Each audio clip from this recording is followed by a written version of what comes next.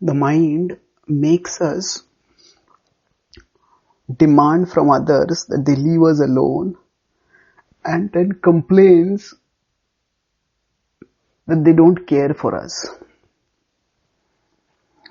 Suppose someone we care for is going through a difficult phase.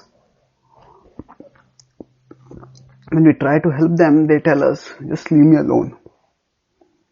And if we do their bidding, then they complain, you don't care for me. We would be confused about what to expect. What do they expect us to do? If this kind of ambivalent behavior is exhibited repeatedly, then we may gradually learn to just do the needful without taking their words too seriously. That means based on our best understanding of their needs, we might sometimes be with them even when they tell us to leave. Or we might let them take responsibility for themselves without stepping in even when they ask us to, so that they can grow up. We need a similar pragmatic approach when dealing with our mind. It often makes us believe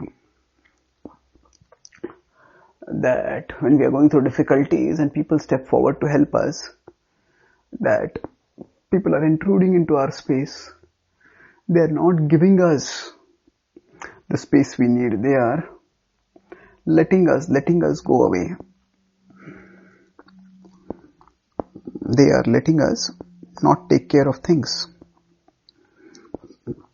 ourselves.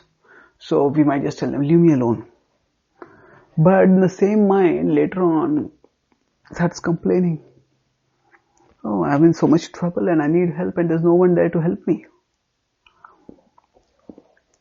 So, the very kind of behavior in others that confuses us, our mind may make us exhibit similar behavior if we just give in to its demand uncritically.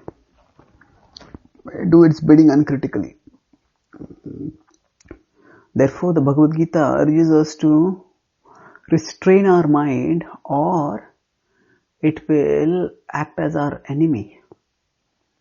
Bandhuratma atmanastasya yenatmaivatmana jitaha anatmanas shatrutve vartetatmaiva shatruvat. That the mind needs to be our friend. But can be our friend only when we regulate it. Otherwise, it acts as our enemy. So, when the mind makes us feel that people are not giving us space, or people are not caring for us, either way, rather than simply listening to it, we need to process it.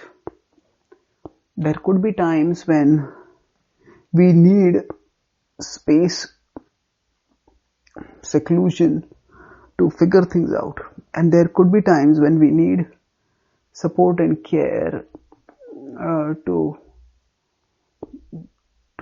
find our way through life's challenges.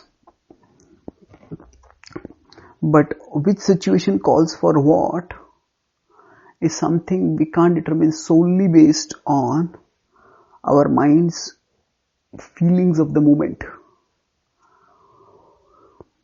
We need to use our intelligence and look back at our past experience to understand how we can best deal with challenging situations. Sometimes it may be by being alone, and sometimes by being with others. But when we choose a healthy option for dealing with others, that's when we start growing, and that's what will help us to not only grow ourselves, but to ensure that our mind grows also. Apart from experience and intelligence, if we also access transcendence, that means we learn to remember our own spirituality and connect with the supreme transcendental reality, Krishna. That will also give us the strength by which we can process the mind more effectively and act constructively. Thank you.